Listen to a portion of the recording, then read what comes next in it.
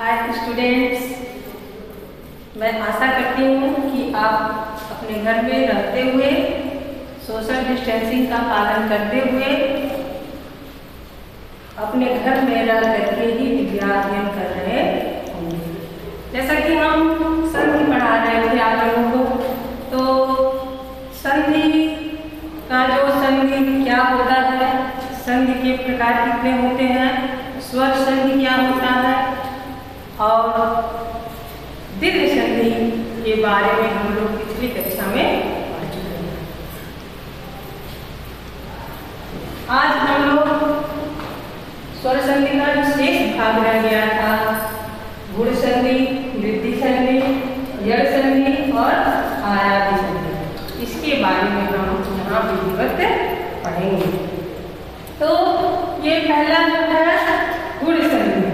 गुण संधि में इसकी परिभाषा है, जब अ या आ के बाद ई उ री आए तो क्रमशः ए ओ अल हो जाता है। अल हो जाता है। जैसे कि इसका सूत्र होता है आद पूरक। गुण संधि का सूत्र होता है आद पूरक। इसका मतलब होता है, सूत्र का मतलब होता है कि आदि वर्ण से जब पूर्व वर्ण का मेल होता है तो एक नए प्रकार के गुण की उत्पत्ति होती है। अर्थात दो वर्ण जब मिलते हैं, पहला और दूसरा, तो एक नए स्वर वर्ण का निर्माण होता है। जैसे कि मान लीजिए आप यहाँ अ या आ के बाद ई जब आएगा, अ या आ के बाद जब ई या बड़ी ई आएगा तो यहाँ पर ए का निर्माण होता है। ए का निर्माण होता है। जैसे रमेश, जैसे रमा, धन, ईश, जैसे रमा, धन, ईश, यानी कि किसका हमने आ लिया और किसका हमने ई लिया, तो ये दोनों मिल करके ए का निर्माण करते हैं। अब यहाँ क्या बच गया, यहाँ रम बच गया। रम को हमने लिखा और ए की मात्रा हमने इस पे लगाई और यहाँ ये भी हमने यहाँ ले लिया है, यहाँ सिर्फ स बचा हुआ है तो यहाँ हम लिख देंगे श, तो आपका वर्ण बन जाएगा रमेश। इसी तरह से गणेश, सुरेश इत्यादि शब्द हैं जिनका संधि विच्छेद इसी तरह से होता है। अब हम देखेंगे ओ का, ओ कैसे बनता है, इसको हम देखेंगे अ या आ के बाद, अ या आ के बाद जब उ या बड़ा उ आता है तब ओ का निर्माण होता है। ओ का निर्माण होता है। जैसे कि परोपकार, पर धन उपकार, पर धन उपकार। देखिए अ या आ के बाद उ या उ आएगा तो ओ बनेगा, यानी कि इस र से हमने क को लिया और यहाँ उ मिल करके ये ओ का निर्माण कर दिए। इसका निर्माण हो गया, ओ का निर्माण हो गया, तो यहाँ आपका पर बच गया, यानी कि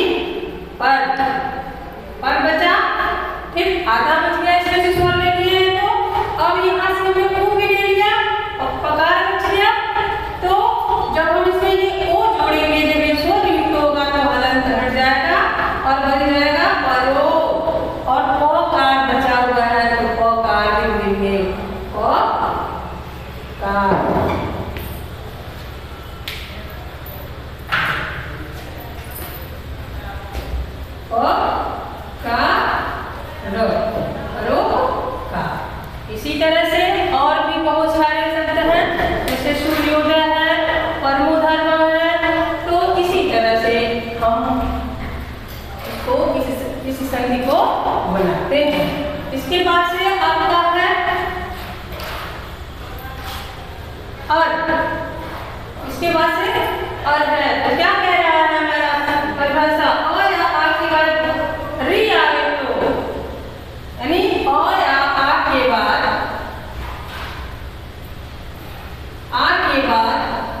री आवे तो आपका अर्थ बनता है। र पे हलंत हो जाता है, र पे हलंत हो जाता है। जैसे महा धन ऋषि, महाधन ऋषि, यानी कि इसमें से हमने आ लिया महा का आ ले लिया और इसमें का नहीं ले लिया, सॉरी री, दोनों मिलकर के अर्थ का निर्माण कर दिए। अब यहाँ हमने ये आ ले लिया, यहाँ नहीं ले लिया, यहाँ मोह बचा, मोह लिखे हम और को जोड़ेंगे यहाँ में, तो यहाँ आ ले लेंगे तो ये हर्ष स्वर हो जाएगा, जब आ जुड़ेगा तो पूरा भ हो जाएगा और र हमेशा आधा ऊपर चला जाता है, यानी कि हम सी लिखेंगे तो सी के ऊपर हम र लगा देंगे, बन जाएगा आपका महर्षि। तो पूरा शब्द बना आपका महर्षि। इसी तरह से सप्तर्षि है, राजर्षि है और भी बहुत सारे वर्ण हैं जो इसी तरह संधि छेद करके, अगर संधि आता है तो विच्छेद किया जाता है, विच्छेद आता है तो संधि किया जाता है। आगे देखिए, आगे अल रह गया। तो जब जैसे हमारा ये परिभाषा कह रहा है अ या आ के बाद, तो अ या आ के बाद जब ली आएगा तो आपका अल हो जाता है, अल हो जाता है। जैसे कि तवल धन विकार,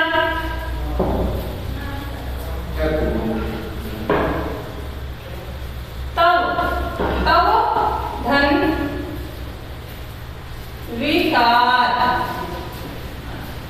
तव धन विकार।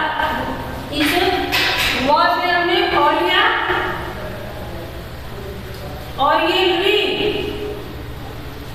अब दोनों मिला करके हमने अल का निर्माण कर लिया। अब बच गया यहाँ से और हमने ले लिया है, ये और मिलेगा तो पूरा तब बन जाएगा, तब हो गया। और यहाँ से कार बचा हुआ है, ये तो हमने ले लिया है,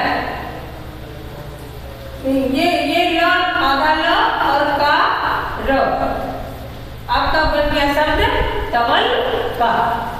तो ये थे आपके पूर्ण शब्द। अब हम पढ़ेंगे वृद्धि संधि। जब अ या आ के बाद ए या ऐ, ओ या औ आते हैं तो क्रमशः ए औ हो जाता है, यानी कि अ या आ के बाद इसका सूत्र है वृद्धि रेट। इसका सूत्र है वृद्धि रेट, यानी कि एच प्रत्याहार की वृद्धि हो जाती है। एच प्रत्याहार में जब आप बनाएंगे एच प्रत्याहार, यहाँ एच यानी एच प्रत्याहार की वृद्धि होती है। तो एच प्रत्याहार में आपके शब्द जो आते हैं वो क्या होते हैं? ए, ओ, ऐ और औ, ये चार वर्ण आते हैं आपके एच प्रत्याहार में। इसी का दीर्घ होता है। तो जैसे मान लीजिए हम लिखते हैं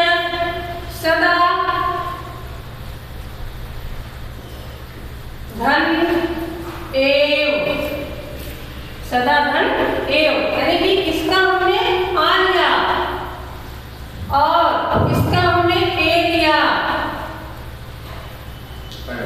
तो दोनों मिलकर के अय का निर्माण करते हैं। तो यहाँ आ हमने ले लिया, बच गया है आपका सद, सद बचा है, अय लगाएंगे सद है, यहाँ ये हमने ले लिया है, वो बचा है, लिख देंगे सद। इसी तरह से तथैव है, एकाएक है, बहुत सारे शब्द हैं जो इसी तरह से विच्छेद होते हैं और बनते हैं, संधि होते हैं। फिर इसके बाद से आपका है एक आयत के बाद ओ आता है, अ या आ के बाद ओ या आओ आते हैं तो औ हो जाता है। जैसे महौषधा, महाधन, औषधा, महाधन, औषधा भी कह सकते हैं, औषधा भी कह सकते हैं, औषधा ही कर लीजिए, यानी कि आ प्लस ओ मिल करके औ बन गए। अब यहाँ माँ बचा हुआ है, माँ को हमने लिखा और औ को यहाँ लगा दिया, ये ले लिए हैं, ये चीज महा हो गया और श्रद्धा, सब बचा हुआ है, श्रद्धा लिख देंगे, बन जाएगा आपका महौषधा। ये थे आपके वृद्धि संधि। अब हम आएंगे यड़ संधि पर।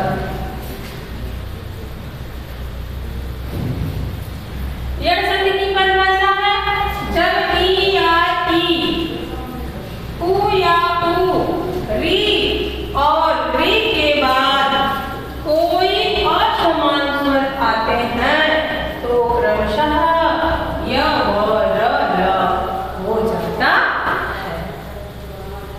जैसे कि इसका सूत्र है ई को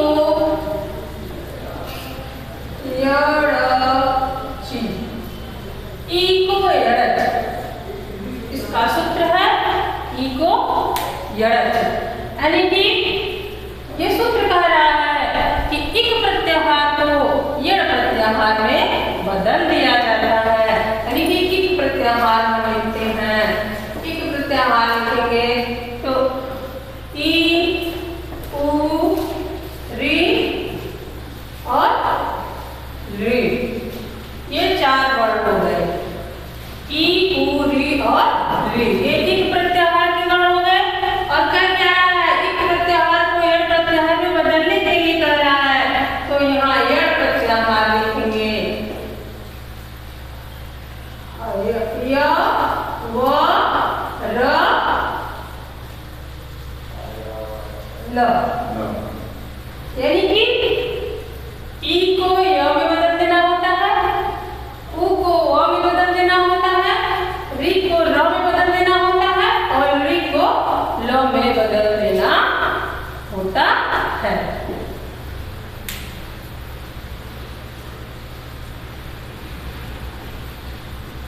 ठीक है, अब देखिए, अब हम इसको बदलते हैं। क्या कह रहा है, अ या आ के बाद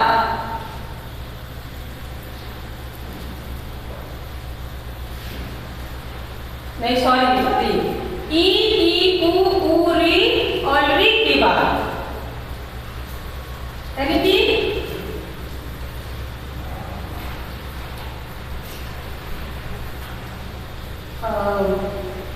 अति, अतिधन, अतिधन उत्तम, अतिधन उत्तम, यानी कि ई आ गया, ई को हमें किसमें बदलना है, य में बदलना है, तो इसको हम पूरे वर्ड को अत्य बना लेते हैं। ई को य में बदल करके ये आपका बन गया अत्य, और उत्तम को लिखेंगे तो अत्युत्तम, ये आपका शब्द बनेगा। इसी तरह से और भी बहुत सारे हैं शब्द हैं जो इसी तरह से बनते हैं। अब इसके बाद से हम देखेंगे, क्या नया उ या उ के बाद कोई का समान स्वर आएगा, यानी कि देखिए मधु धन अरिंद।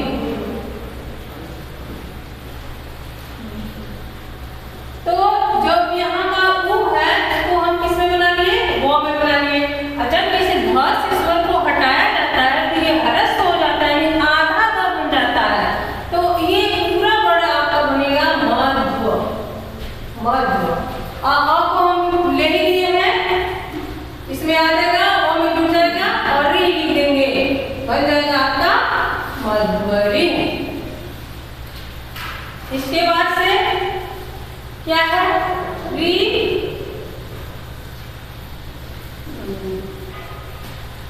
के बाद कोई असमान स्वर आएगा तो तो र हो जाता है, यानी कि इसका होगा मात्राज्ञा, यानी कि मातृ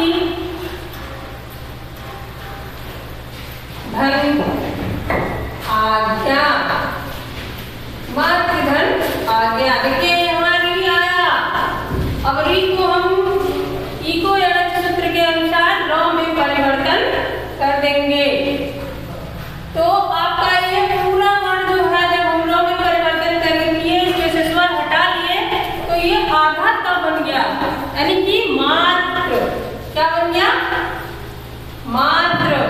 और आज्ञा को हम इसमें जोड़ेंगे तो बन गया मात्रा ज्ञा, यानी कि ये पूरा वर्ड बना मात्रा ज्ञा। इसी तरह से ज्ञा भी बनेगा, और भी बहुत सारे वर्ड हैं, अरे शब्द हैं। अब इसके बाद से है लवी। लवी के बाद कोई असमान शब्द आएंगे तो आपका री का ल बनता है, जैसे री धन आकृति, री धन आकृति, यानी कि ये री जो है इको सूत्र के अनुसार ल में बदल गया। अब ये पूरा ल हो गया, पूरा ये ल बन गया, तो बन गया आपका ल, और ल में आने में लाकृति, लाकृति। ये थे आपके यड़ संधि। अब इसके बाद से हम पढ़ेंगे आयादि संधि। आयादि संधि की परिभाषा है, जब ए ओ के बाद कोई असमान स्वर आए तो ए का ऐ का आय है ये, ओ का और का आव हो जाता है, हो जाता है। इसका सूत्र है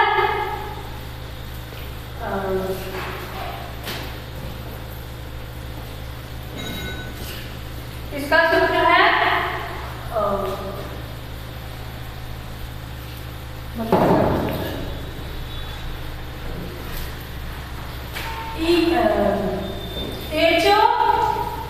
एचो आय वाया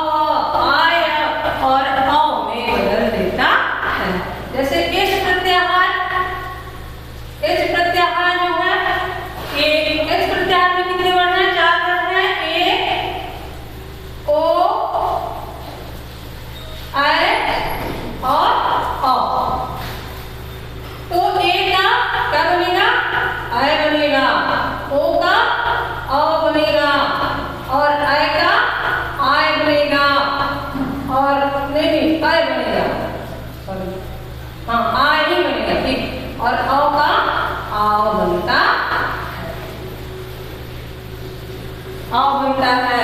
अब हम एक एक करके इसका उदाहरण देखेंगे। जैसे ये है नयन, ने धन अन, ने धन अन। अब ने का जो ए है ये हमने इसमें परिवर्तन कर दिया, आय में परिवर्तन कर दिया, तो न और आय मिलकर के बने ना नय, नय। और इसमें से ये ले लिए हैं, न बचा है तो लिख देंगे, आपका शब्द बनेगा नयन, आपका शब्द बनेगा नयन। इसी तरह से और भी बहुत सारे चयन हैं, चेदन अन, चे का च पे जो एक ही मात्रा है वो ए में परिवर्तन होगा तो बन जाएगा आपका चयन। ये होगा इसके उदाहरण। अब हम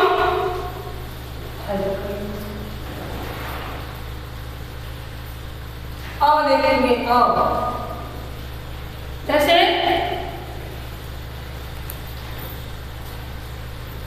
पवन, ओ धन अन, ओ धन अन। अब इसमें देखिए ओ को लिए हम, ओ से किसका निर्माण हो रहा है, अ का निर्माण हो रहा है, तो अ हम लिखे। अब यहाँ क्या बचा, प बचा, तो प में अ जोड़ेंगे तो प बच गया और न यहाँ बचा हुआ है ये चीज, तो लिख देंगे हम पवन। इसी तरह से और भी बहुत सारे वर्ण हैं जो ऐसे ही संधि विच्छेद होते हैं। अब देखिए आय, आय का आय, आय कैसे बनता है, नायक, तो हो जाएगा नय धन अक, नय धन अक। यानी कि इसमें से आय, आय का हमने किसने निर्माण किया, आय में किया, आय हो गया।